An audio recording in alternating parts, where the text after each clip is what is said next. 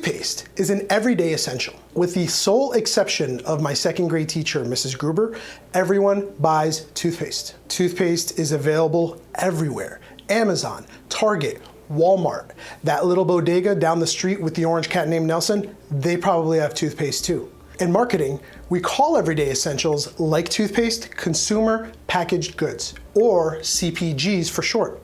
Consumer packaged goods like toothpaste aren't typically known for being very expensive, but you're still making buying decisions influenced largely by marketers, like me.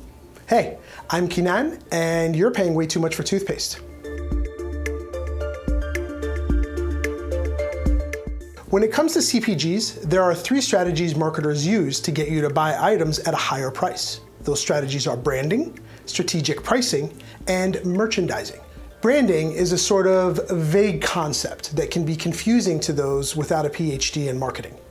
In the simplest terms, branding uses a distinctive design to help people identify a product, a company, or a person.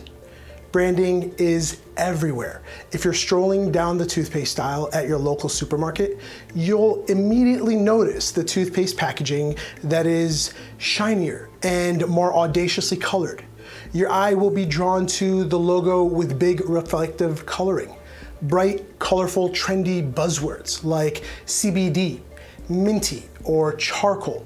Because when I think of clean teeth, I think of that black soot at the bottom of my grill. Often the buzzwords you read will be made up, like Max Fresh or Max Clean, or my personal favorite, Pro Health, because all those toothpastes are anti-health except for that one.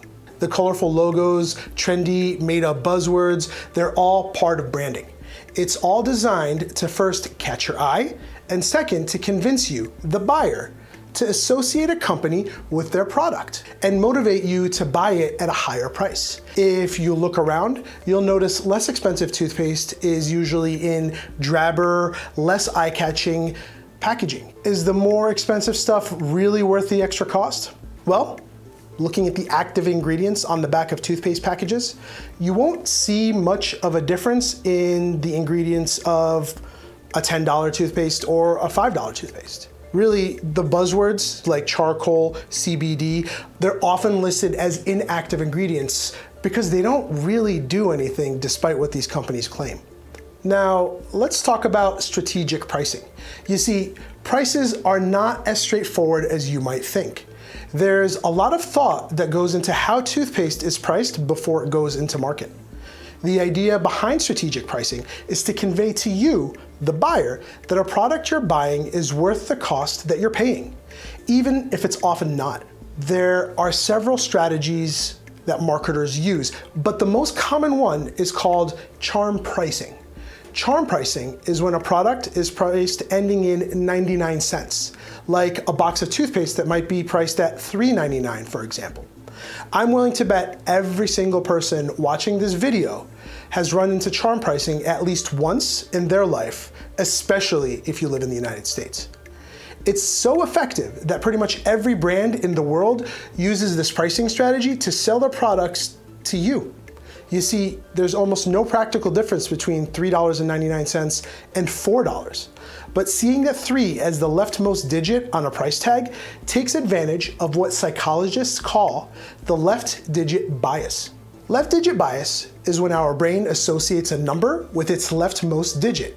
It's especially prevalent in the Western world where we read from left to right. This wires our brains to favor the left side of a sequence of numbers, and charm pricing takes advantage of this bias by tricking our brain into thinking we're paying $3 for toothpaste, priced at $3.99, although we're really paying closer to $4.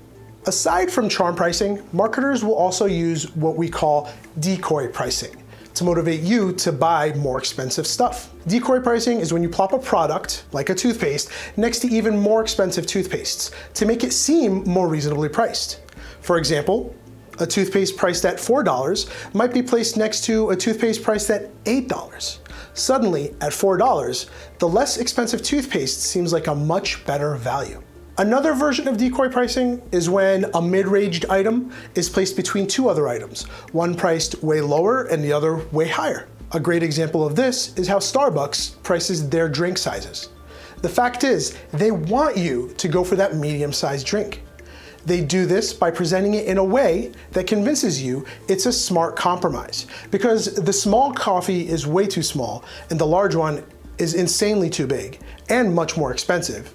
And how effective is decoy pricing? Well, according to Statista.com, 53% of coffee drinkers in the US opt for the medium-sized drink. That's the majority of coffee drinkers in the United States. So yeah, decoy pricing works. Which one of these pricing strategies have you seen before? Did they work on you? Honestly, they work on me all the time. And finally, we're ready to talk about merchandising. Merchandising is how products are presented to consumers in stores. This includes both brick and mortar as well as online storefronts. It's a valuable tool in a CPG marketer's arsenal, and it's the backbone of the effectiveness of branding and strategic pricing. For example, marketers use a strategy that places the most profitable and expensive toothpastes at a convenient eye level for most buyers. Convenient placement often leads buyers to overlook lower priced and less profitable toothpastes in an aisle. Think about it. How often do you really look at the bottom shelf at your local Target? It's a simple strategy that takes advantage of our love for convenience. This goes for products designed for children as well. Kids' toothpaste is placed lower on the aisle and branded with kid-friendly cartoons so that it catches your kid's eye. In the cereal aisle, for example, have you ever noticed Captain Crunch's creepy, lifeless eyes are at the perfect level to make eye contact with your 5-year-old? That's not an accident. Marketers are betting your kids will see the cartoon box and ask you to buy the sugar-laden cereal. Or, if you're my kid, you roll around on the ground screaming with no context whatsoever. And if you think online shopping's any different, it's not. They don't always make it easy for you to find the least expensive options. You can search, filter, sort all you want, but you'll always get a jumble of featured or sponsored offerings before your actual search results ever come up. In marketing, it's a known fact that 60% of people will never scroll below the bottom of their screen, what we call below the fold. This is the internet equivalent of placing products at eye level. We know and expect instant gratification to trump the inconvenience of scrolling down your screen a few pixels. Online, there's also more freedom to play around with quantities and sizes in ways that buyers don't always catch on to right away. That is, until you get that delivery and find out that tube of toothpaste that you thought was a great price was in fact travel-sized. I encourage you to give it a try. The other day, I was on Target's website looking for the cheap $2 Colgate toothpaste that I always buy. And I couldn't find it on their site. But I was able to pick it up in store that day. That's merchandising at its most obvious. Are these strategies only used for toothpaste? Definitely not. They're used across all CPGs. Branding, pricing, merchandising, these are all strategies that are used in practically every market and for every product. These are the 3 pillars of what we call product marketing.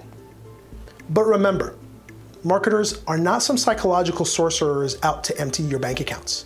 Our jobs, first and foremost, is to take a product, bring it to market, and make sure it's profitable. That's how we keep our companies afloat. It's how we build our careers, and it's how we put food on the table. So what can you, the consumer, do to make sure you're paying fair prices for toothpaste or other CPGs? Well, educated consumers are the best consumers. So do a little research. Explore all your options. Don't make hasty buying decisions, especially for big things. Or, just glance down at the bottom shelf of your local Target from time to time. Do you know what else you can do? You can subscribe to this channel and click on the notification bells below. We'll be releasing more content like this to help consumers like you understand the world of marketing and how it affects you in your everyday life. And hey, if you like the more expensive toothpaste, because it tastes good, it feels good, you're a big fan of charcoal for some reason, then please buy that expensive toothpaste. Do you, Kim Kardashian? Considering the absurd amount of money I've spent on custom mechanical keyboards, I'm certainly not here to judge you. There, now you're an expert. Thank you for your time, and please remember to like and subscribe. If you have any marketing questions, drop them in the comments below. I try to answer as many as I can, and guess what? It doesn't even have to be about toothpaste marketing. Peace.